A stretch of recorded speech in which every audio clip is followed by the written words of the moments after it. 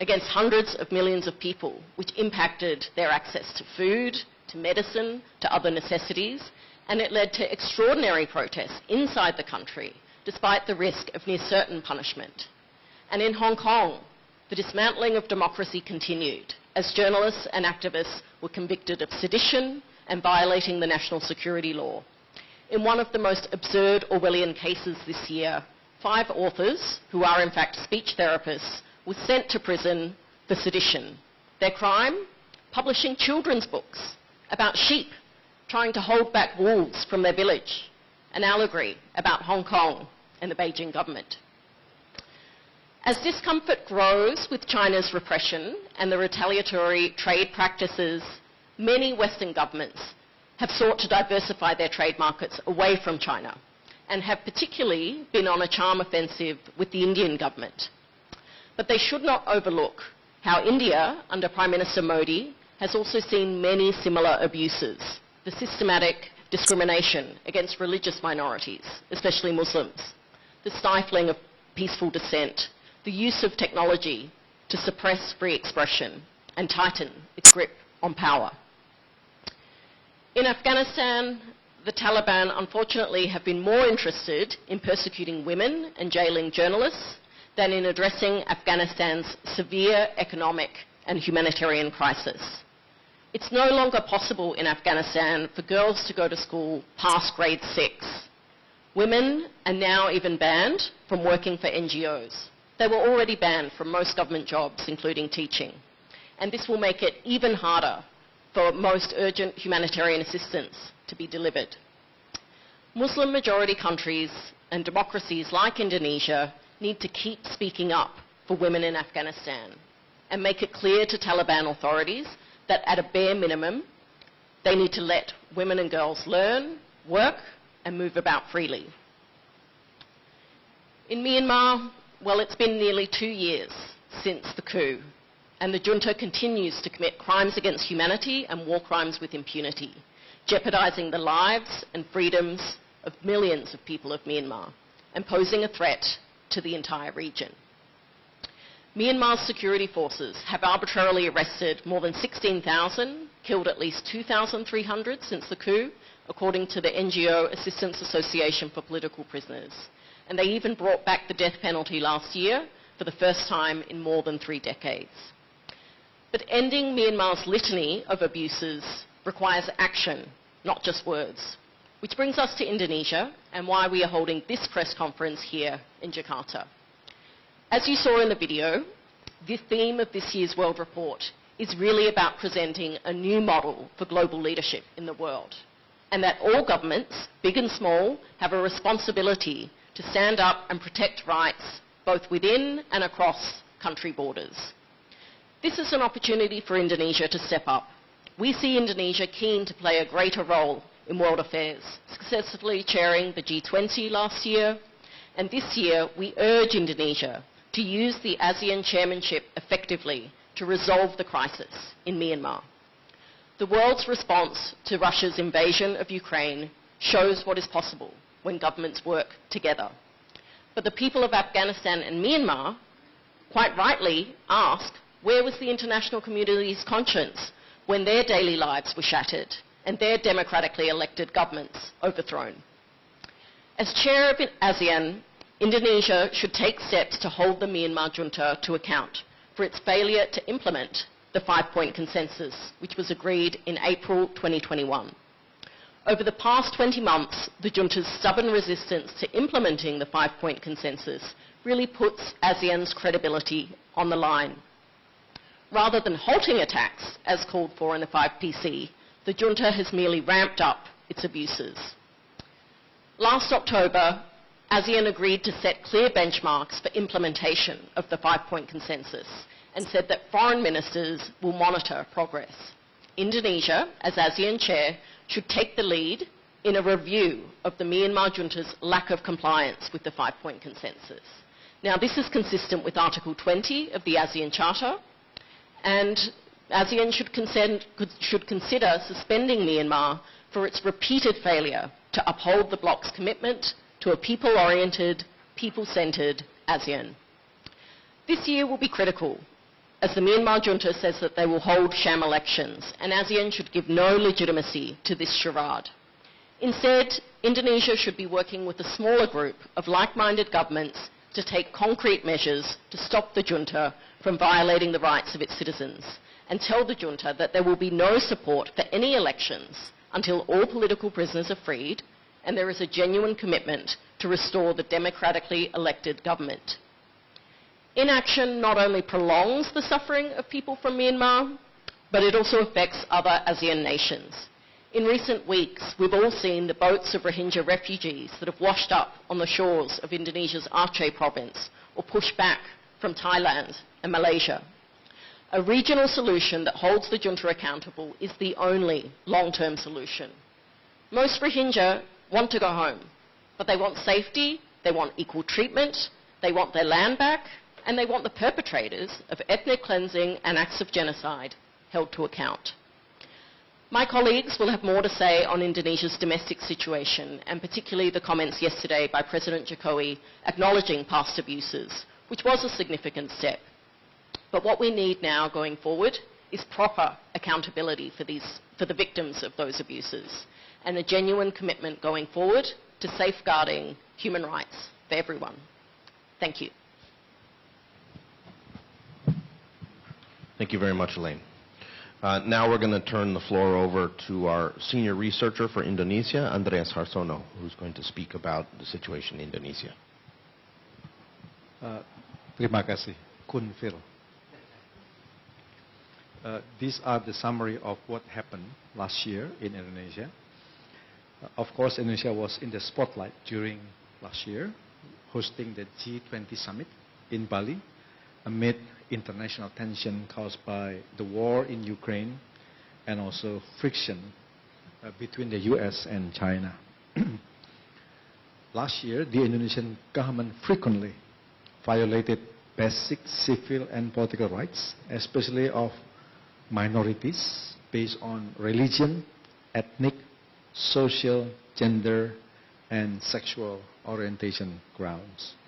Military and police abuse rights across the country with impunity, especially in Papua and West Papua provinces, where diplomats, foreign rights monitors, and international media are largely excluded. Last month, the Indonesian parliament passed a new criminal code containing provisions that seriously violate international human rights law and standard. Articles in the new law violate the rights of women, religious minorities, and lesbian, gay, bisexual, and transgender people, and undermine rights to freedom of speech and association, including, of course, press freedom. The law making consensual sex outside of marriage a criminal offense is a full-scale assault against the right to privacy, permitting intrusion into the most intimate decision of individuals and families. Indonesia, you might know that, has millions of couples without marriage certificate who will be theoretically breaking the law, especially among indigenous people or Muslims in rural areas who married only using Islamic ceremonies called kawin siri. While the crimes of sex or cohabitation outside marriage can only be prosecuted on the complaint of the husband, wife, parents, or children of the accused, it will disproportionately impact women and LGBT people who are more likely to be reported by husband for adultery or by families for relationship they disapprove of. Of course, until now, same-sex couple cannot marry in Indonesia, so this clause in the new criminal code also effectively renders all same-sex conduct illegal. This is the first time in Indonesia history that adult consensual same-sex conduct had been prescribed by law. Articles in the law also maintain the criminalization of abortion, with some exception.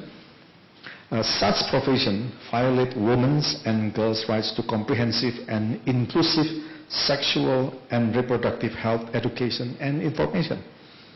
They also negatively impact women's and girls' ability to protect their health, make informed choices about their bodies and having children, and can lead to unwanted pregnancy, which can affect a range of rights including ending a girl education, pendidikan buat anak perempuan, contributing to child marriage, as well as putting women and girls' health and life at risk.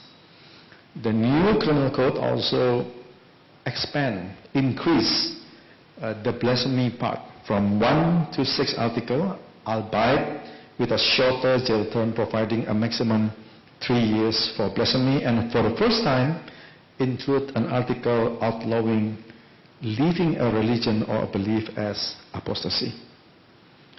This new criminal code bucked a global trend to either not enforce blasphemy laws or to scrap them altogether. The new law also provides that the government will recognize, quote, any living law, unquote, in the country, which is likely to be interpreted extend formal legality to hundreds, more than 700 Sharia-inspired regulations imposed by local officials in areas across the country. Many of these regulations discriminate against women and girls, such as hijab dress code, mandatory jilbab dress code, female genital mutilation, and many other regulations that discriminate against LGBT people.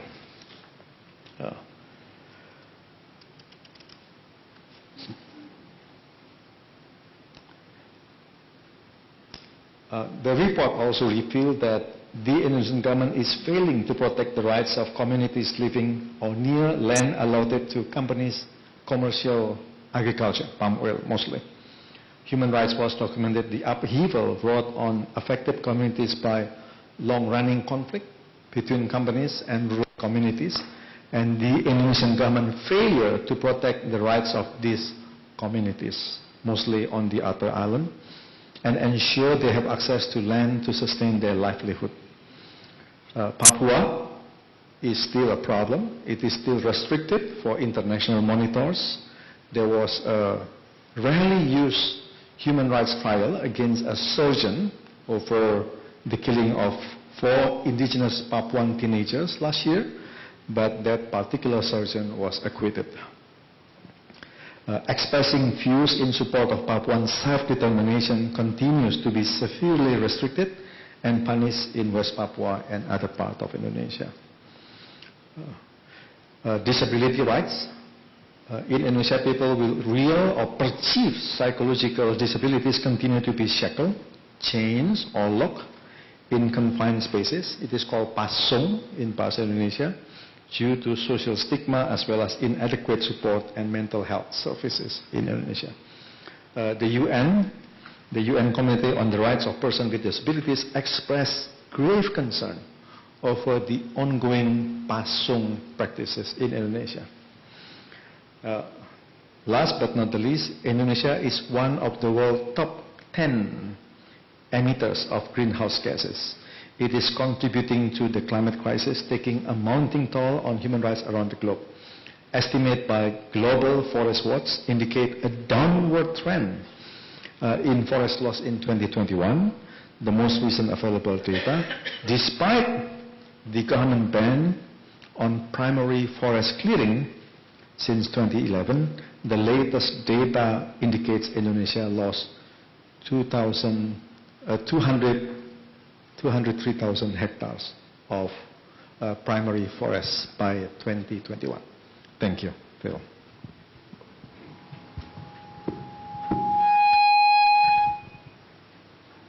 Sorry about that. Thank you very much, Andreas. So now we're going to turn to questions. As I mentioned at the outset, we are going to give priority to questions from the media. I'm going to start here in the room with questions here. I believe we have some microphones available for people to ask questions.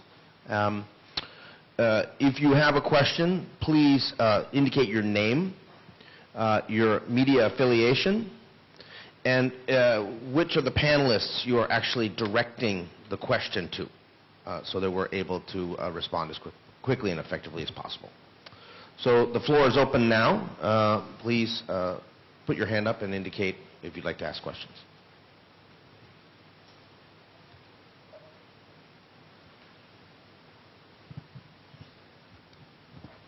It is fine in Bahasa Indonesia also. Please go ahead. Yep. Do you have a microphone for him? Thank you. Ya, terima kasih. Berdiri. Oke. Selamat siang. Saya Mahdi, jurnalis dari Desk International Harian Kompas. Saya ingin menanyakan mungkin mengenai Myanmar. Kemarin Menteri Luar Negeri itu menyatakan dalam pernyataan pers tahunannya bahwa Indonesia akan mencoba bersikap tegas terhadap pemerintah Myanmar dengan menuntut janji pelaksanaan 5 Peace, 5 poin konsensus seperti itu. Tapi sejauh ini yang kami lihat sepertinya memang ada perpecahan di antara negara-negara anggota ASEAN sendiri. Tadi Miss Elaine juga sempat menyatakan bahwa Indonesia harus bekerja dengan sejumlah pemerintah mungkin kecil ya, artinya yang sejalan dengan Indonesia, Malaysia mungkin seperti itu, atau Brunei dan itu seperti itu. Tapi apakah menurut Human Rights Watch langkah-langkah itu cukup untuk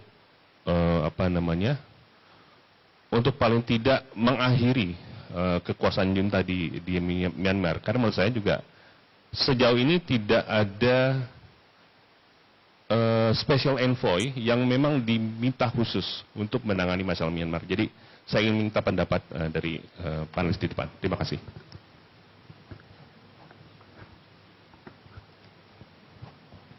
Okay, we'll turn it over to Elaine.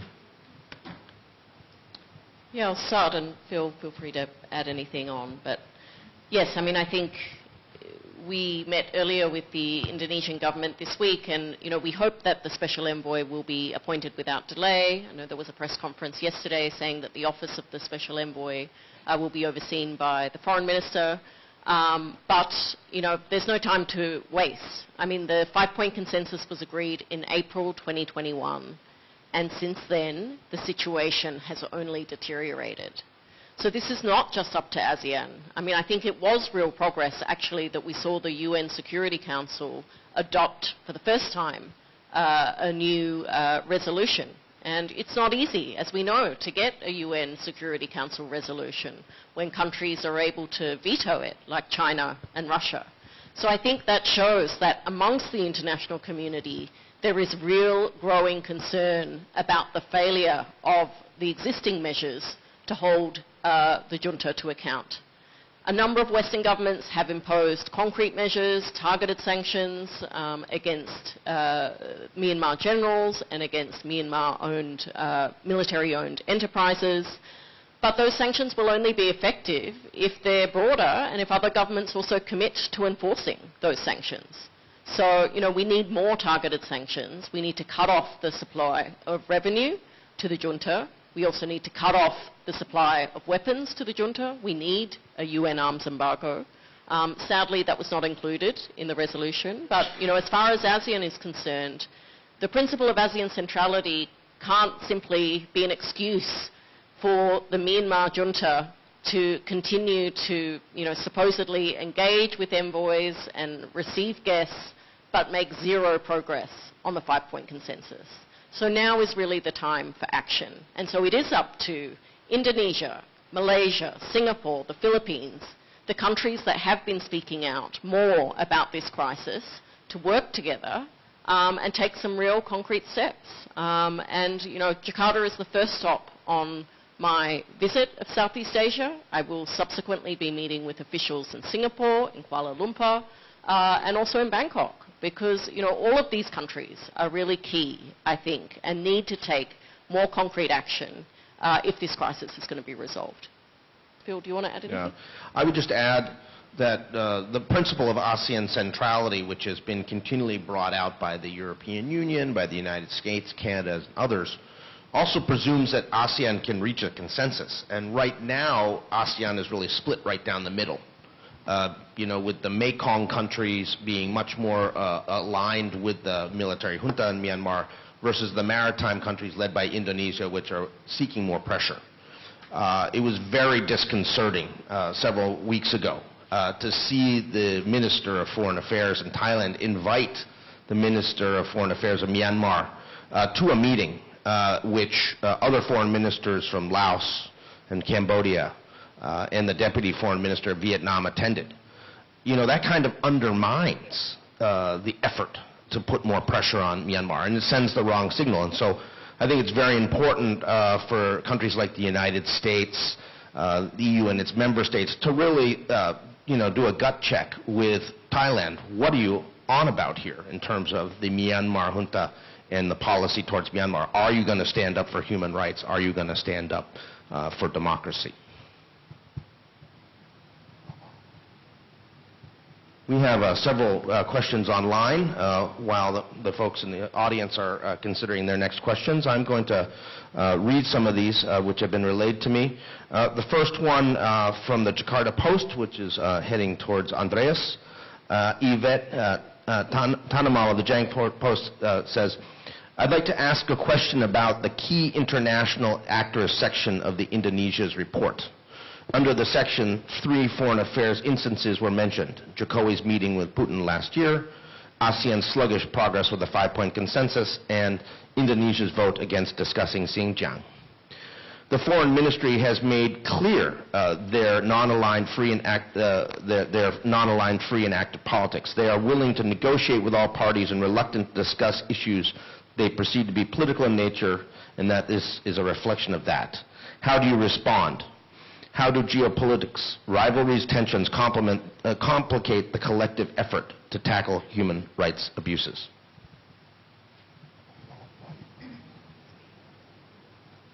So, over to my colleagues. Regarding Indonesia vote on China that finally rejected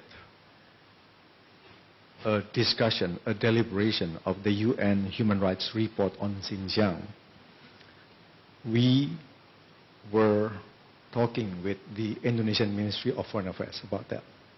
Of course, they repeated the same argument. First is that it was a politicization, especially by the US. They also responded that they have consulted Islamic organization inside Indonesia, especially the Nahdlatul Ulama and Muhammadiyah, on deciding about voting against the deliberation of the UN report. We raised our concern with the Ministry of Foreign Affairs in Jakarta. We met them on Tuesday. We told them, look, there are also Muslim majority countries that voted for the deliberation, including Turkey, Albania, and some other OIC members, Organization of Islamic Countries, including Malaysia. They at least abstained. But Indonesia, Pakistan, Saudi Arabia rejected the deliberation.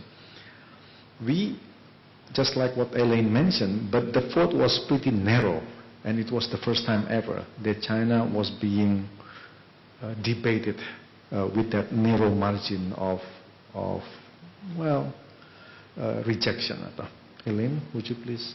Yeah, I'm happy to add a little bit to that. I mean, it is unfortunate to see, I think, the politicization of these issues. And I think one way to get around that politicization is to simply have a discussion at the UN Human Rights Council, which is the forum to discuss the most severe and most egregious human rights violations.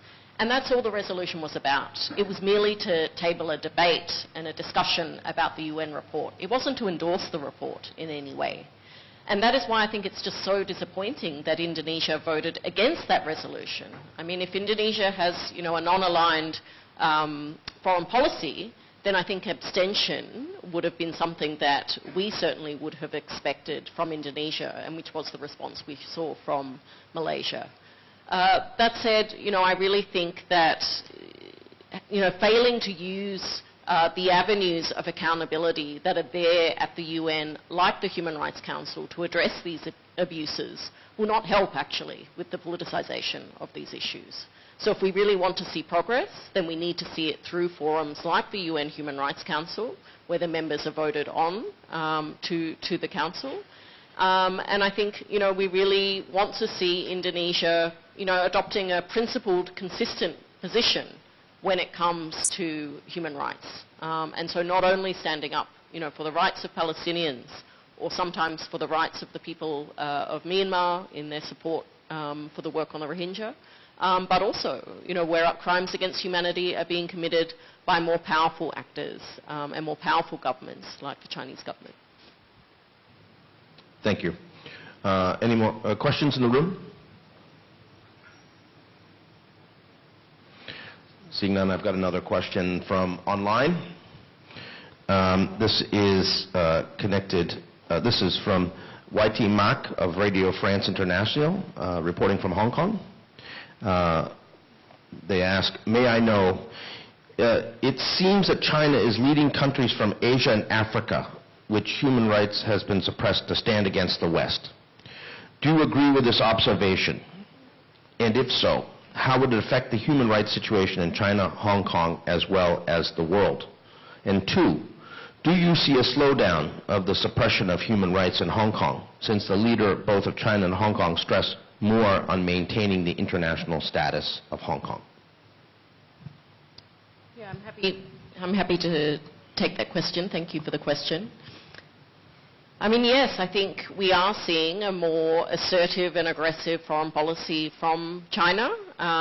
China is, spreading foreign investment across many countries in Asia and Africa and the Pacific. That foreign investment is greatly welcomed by many of these governments. But China, in return, is also, expecting, some form of loyalty in terms of, votes at the Human Rights Council, silence on the human rights violations that are taking place inside China.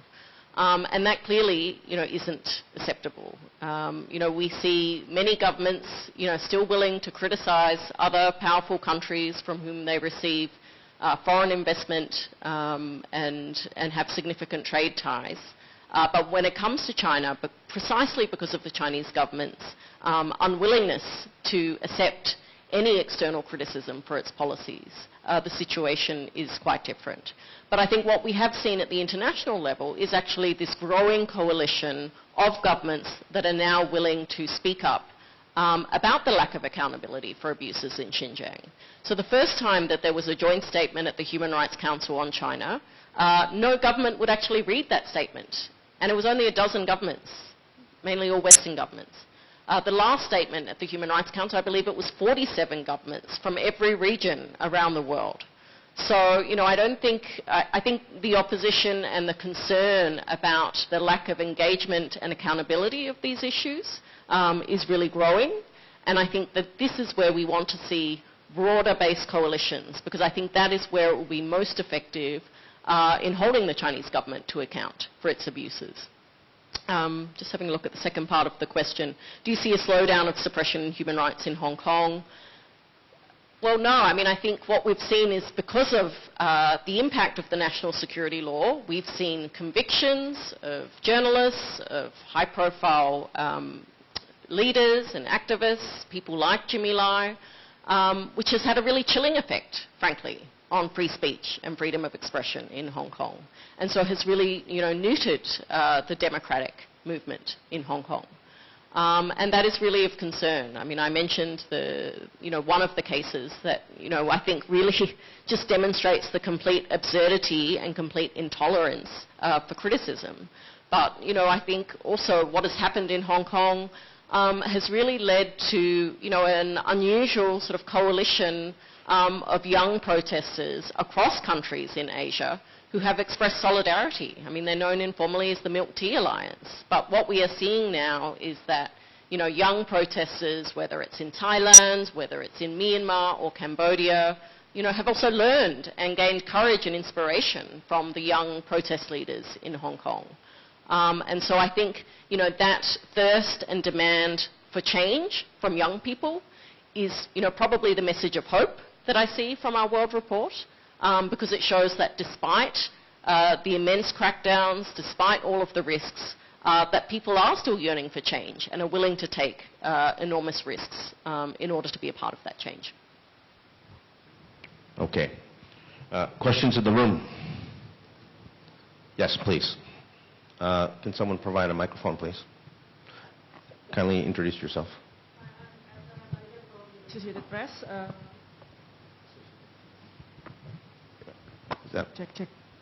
can you, is it, So I think I'm going to back to the question about Myanmar, as you mentioned about the pressure to ASEAN, to Indonesia as the leader of ASEAN this year.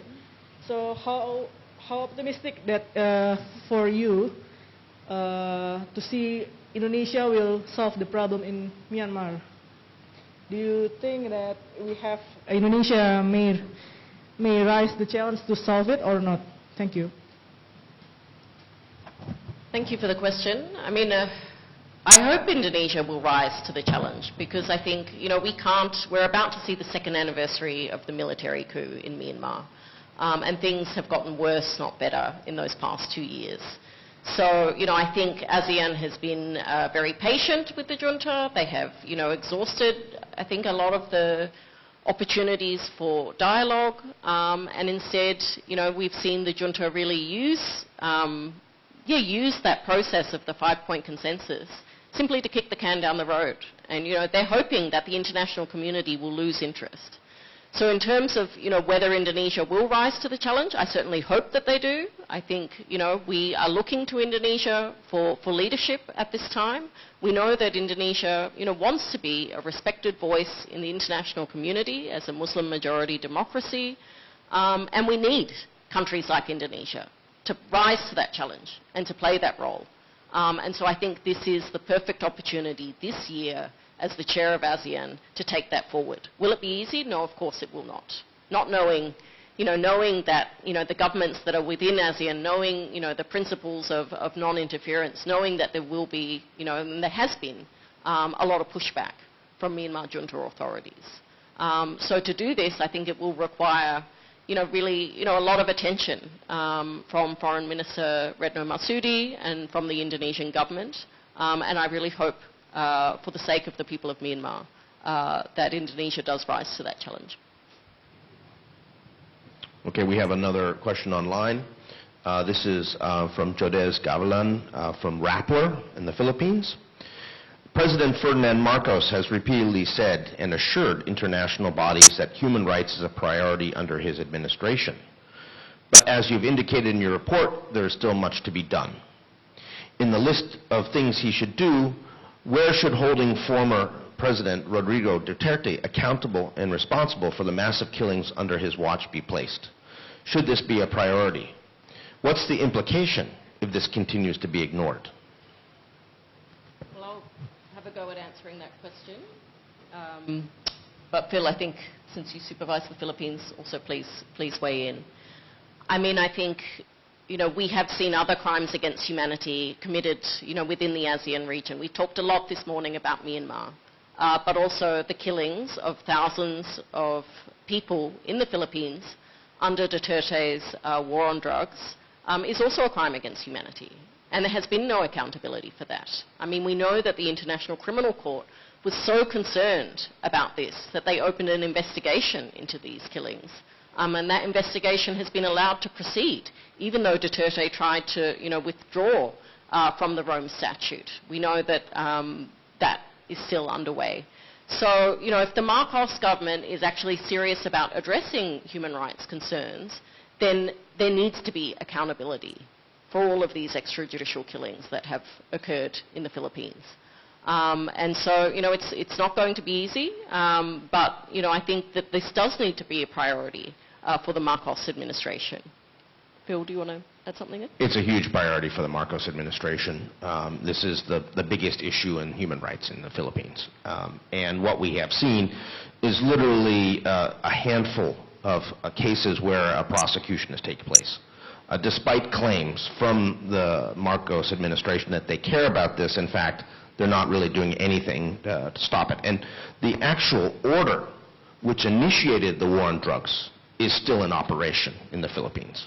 So the reality is nothing has changed. There's been a change in tone. There's been greater effort at public relations by the Marcos administration. And so far, unfortunately, that's being rewarded by the international community that seems thrilled that Marcos is not Duterte, so therefore things must be better. We insist that there have to be real changes on the ground. There has to be accountability, there have to be investigations and prosecutions, not the sort of talking about an investigation, but a real investigation where accountability is guaranteed. There are other things that the Marcos administration they could do to prove they're serious about human rights, which they haven't done.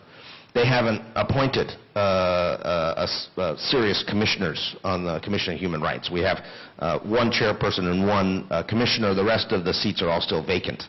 And the people who have been appointed so far don't really have, as far as we can see, much of a track record on human rights. We hope that they will do a good job, but we haven't seen anything yet. Former Senator Leila de Lima continues to be held on bogus charges. She's now more than 5 years in pretrial detention. The case against her should be dropped. She should be released tomorrow. And if the Marcos administration was serious about reversing some of the damage done to the human rights record of the Philippines by Duterte, they would do that. But they've done nothing. And so we're very disappointed with the situation in the Philippines. We're just not seeing any of the promises that Marcos is making about human rights being fulfilled.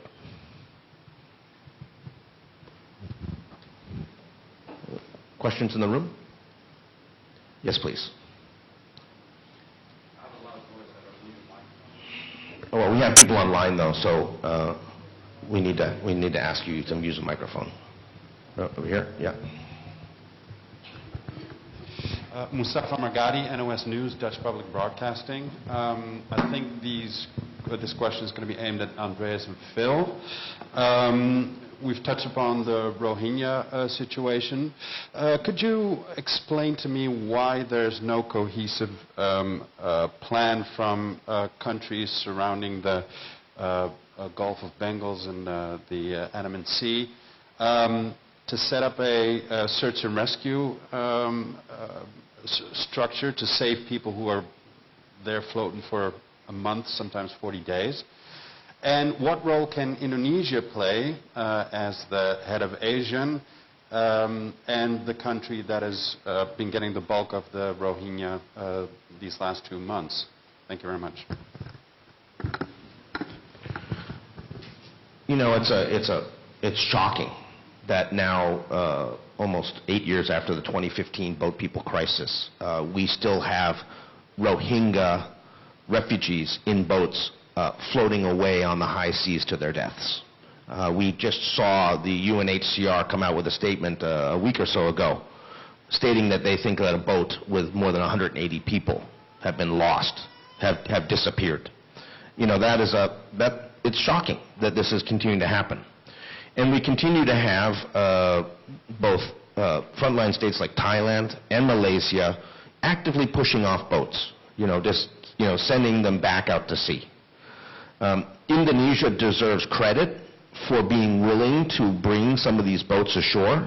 I think it's the Acehnese fishermen that actually should be awarded a gold medal for their humanitarian service to Rohingya refugees, because they're the front line and they're the people who are standing up for the principle of the law of the sea, that you have an obligation to help people in distress. And, this is a code that fishermen and others believe at sea. But, there needs to be some sort of concerted regional effort to change the policy.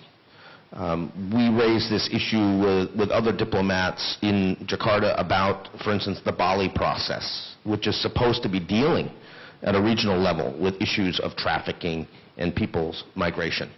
And so far, nothing has happened there. So there's a call to try to revive that dialogue and make something happen. But more importantly, I think it's also critical that there has to be a recognition that these people are going to continue to come out until there's a solution for the problems that exist in Myanmar and in Bangladesh. As Elaine said very clearly, these Rohingya, they want to go home, but they want to return in dignity, with rights. They want their land back. They want to be protected. You know, of course, they faced crimes against humanity and acts of genocide when they were forced out of the country in 2017. They're not going to willingly go back into the clutches of the Myanmar military without some sort of protection. So they need to be protected. And Bangladesh has to recognize that they have to also be protected as well. And we're seeing more and more predations and problems for the Rohingya in the refugee camps. So with that kind of situation on the ground in both Myanmar and in the camps in Bangladesh, of course the boats are going to keep coming out. And there needs to be a serious response led by Indonesia as the ASEAN chair and as the co-chair of the Bali Dialogue, the Bali Process Dialogue, to do something about it.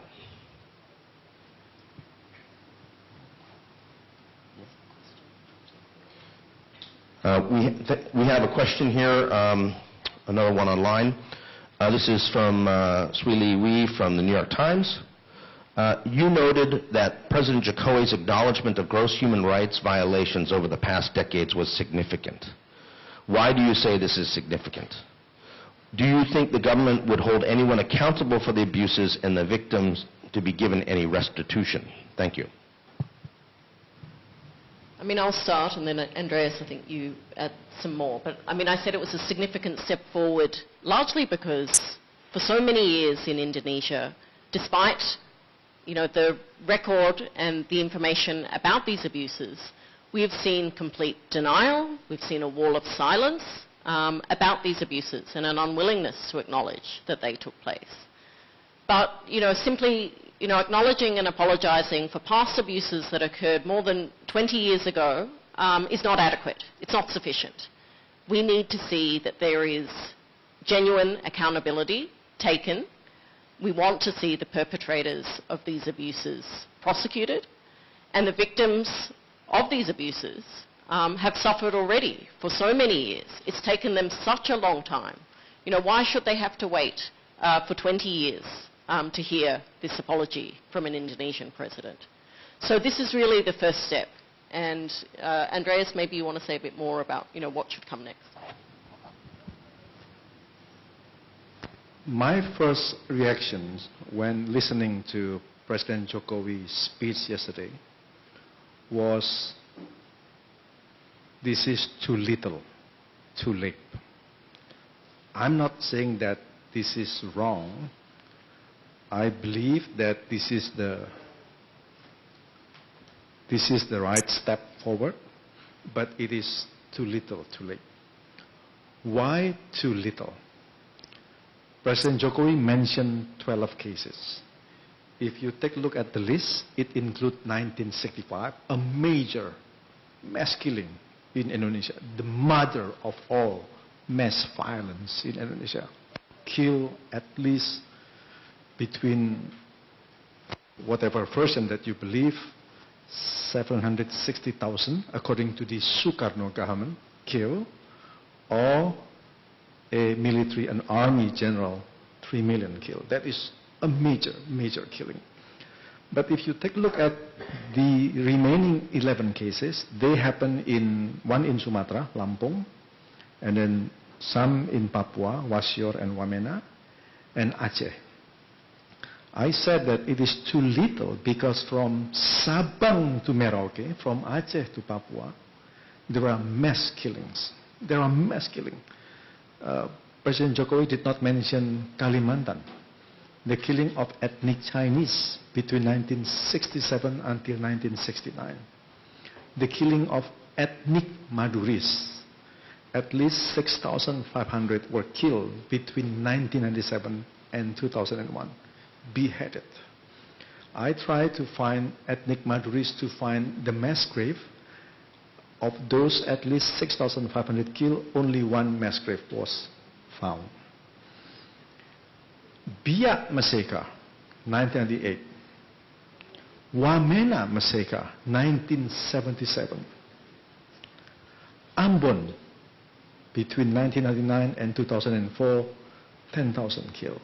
Or Ternate Halmahera, 15,000 killed between 1999 and 2004. 15,000 killed. So it was too little. It was way too little. With the Maduris, my wife is ethnic Maduris from Pontianak. I know many of her friends, her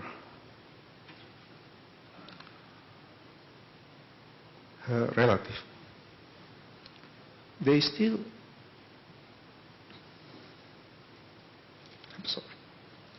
they still don't know where their fathers are. Grandfathers, sons, mothers, grandmothers, where are they? Children. The Maduris, ethnic Maduris, are members of the Nahdlatul Ulama Muslim group. And the Nahdlatul Ulama Muslim, they don't celebrate birthdays, like me at least. They celebrate death days, the day when their loved one died. It is called Haul in Bahasa Indonesia. You might remember every December we celebrate Abdurrahman Wahid, the late President Haul. Big gathering. The Maduris do that. They celebrate Haul. How could they celebrate the Haul, the day of the death, when they don't know when their mothers died? Where did she die? Where do their parents die? So this is too little. And why I said that it is too late, the killing of the Maduris happened between 1997 until 2001. Why there is no documentation? The Acehnese, the Papuan, the Moluccan, the ethnic Chinese, there are no documentation. Why don't the government years ago, decades ago, did the documentation matching the DNA test of the skeleton and their surviving family members? It is too late, too little, it is too late. I was born in 1965. I am 58 years old now, and that is the year of living dangerously. So far, NGOs only found 30-something mass graves. In one particular mass grave near my hometown in Jember, they estimated 250 people were buried in that particular mass grave. But the government should do more than just saying that we apologize, or not even apology, we acknowledge the atrocities in 1965. But it is too little. It is too late. I hate just to mention President Jokowi because, of course, he is my age. He was not directly involved back in 1965.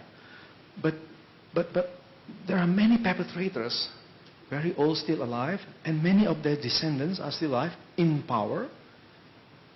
We, as a nation, do too little and too late. President Jokowi's statement should be a wake-up call for the leaders in Indonesia, politicians, parliament members, NGO leaders, opinion leaders, including journalists. Should be a wake-up call that we haven't done enough. It was too little, it was too late. We have a number of different questions here. And one of them from John Macbeth of the Asia Times, following on that question, asked, why is the murder of Munir, why does that appear to be missing from the list of violations?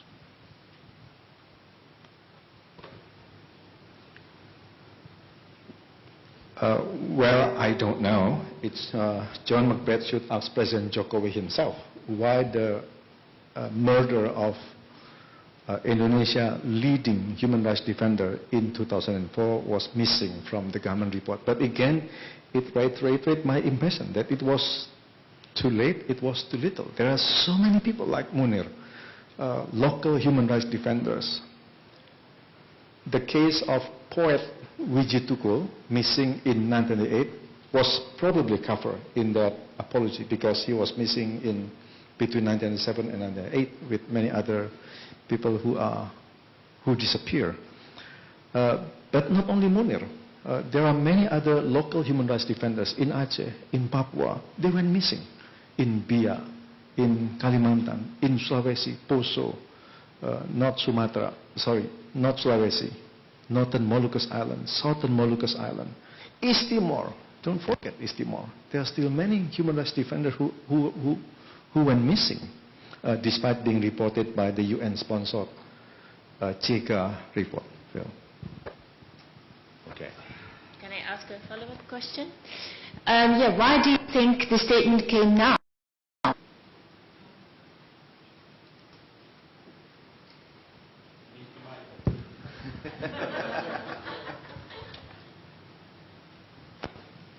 I don't know. You should ask President Jokowi why it came out yesterday. I really don't know. It should be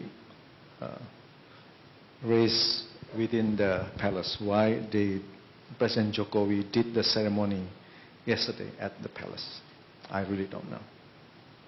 Okay, we've got a number of other questions here. One from Jong Lee, Radio Free Asia's Seoul Bureau, who asks, it's been nearly 3 years since North Korea closed in response to the COVID-19 pandemic. What would you say is the most worrisome aspect of border closure? And two, South Korea and the United States, like allies, cite human rights as their shared value. Do you think they're doing enough to improve and shed light on North Korea's human rights situation? And there was also an earlier question about South Korea. How do you evaluate the way, this is from Jamin Anderson from Radio Free Asia as well, how do you evaluate the way South Korea and the United States deal with North Korea's human rights issues, especially since South Korea's Yoon administration begun? And how should South Korea and the U.S. approach North Korea to improve human rights in 2023? You want me to take that? Okay. If we look at what has happened on COVID and the rights-violating aspects of the way governments have responded, North Korea is a case study of some of the worst practices. You had effective closure of the border. You had significant restrictions on freedom of movement within the country. An increased authoritative response to prevent people from crossing the border. And you also had restrictions on trade that created massive problems in terms of food security, medical supplies, other basic necessities for the North Korean people to live. Now that the border is starting to reopen, the situation is still very dire. People were making a lot of about prior to COVID, where these sort of gray markets, these informal markets, people were able to do trading, and this offered some greater local level freedoms for people. All that is gone. What we are seeing is the North Korean government trying to effective control over North Korea using the COVID pandemic to do so. And, at the same time being completely non-transparent about what happened there, the number of deaths. You'll recall a long time during the COVID pandemic that North Korea claimed that they had no COVID cases, which no one really believed. North Korea is a case study of how to use pandemic restrictions to violate rights. And the view is that the United States, South Korea, and other countries, Japan, need to be placing human rights issues at the center of its engagement with North Korea. Too often, what we've seen is a focus on the nuclear proliferation or the proliferation of missile technology means that human rights issues get pushed off the table as if they're somehow not connected. But the is the repression of the North Korean people. It is their fear of their government that freezes them in place and makes it impossible for them to resist or against a massive diversion of resources by the North Korean government to weapons of mass destruction. So human rights issues and these other issues of nuclear proliferation and missile technology, they're all up together. And it can't be separated. And unfortunately, it has been. And what we're hoping is that with the President Yoon's administration in South Korea, we will see a change in policy that will recognize that there has to be an active effort on human rights issues, even if North Korea even if North Korea bangs the table and say you can't talk about these things, these issues need to be talked about. They can't be pushed aside. And that is what changed. There needs to be a global coalition that recognizes what North Korea has done, which is the crimes against humanity and incredible abuses against people, is an affront to the international community. It's an affront to the UN system of international human rights protection, and it must stop. And that has to be advertised, not just pushed aside.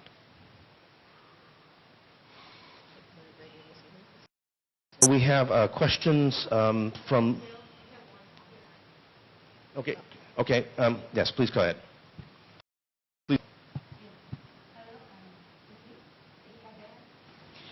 Saya ingin menanyakan kepada Mas Andreas Harsono.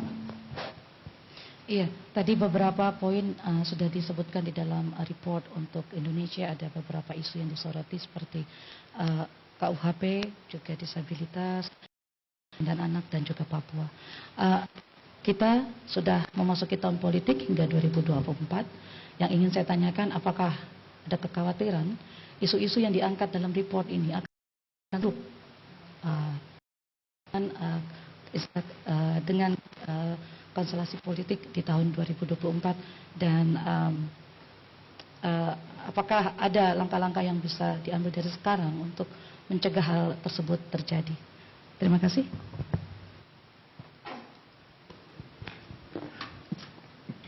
Kita ini melakukan pemilihan umum untuk mencari pemimpin baru.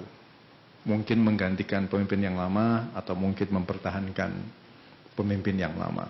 Baik itu pada aras nasional, provinsi maupun kabupaten kota. Jadi itu tujuan demokrasi. Pergantian pemimpin dengan cara yang damai. Ya. Kalau tidak menggunakan demokrasi, setiap kali terjadi perubahan pemimpin, itu bisa berdarah-darah. Kita tahu 65 pergantian dari Soekarno ke Soeharto, 1 juta orang mati. Tahun 98 pergantian dari Soeharto ke Presiden Habibie, belakangan ke Presiden Abdurrahman Wahid, 90.000 orang mati. Nah, jadi itu substansi dari pemilihan umum.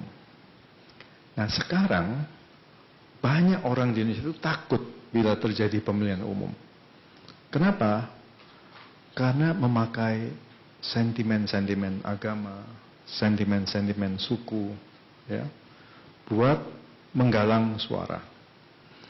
Saya kira itu cara yang salah.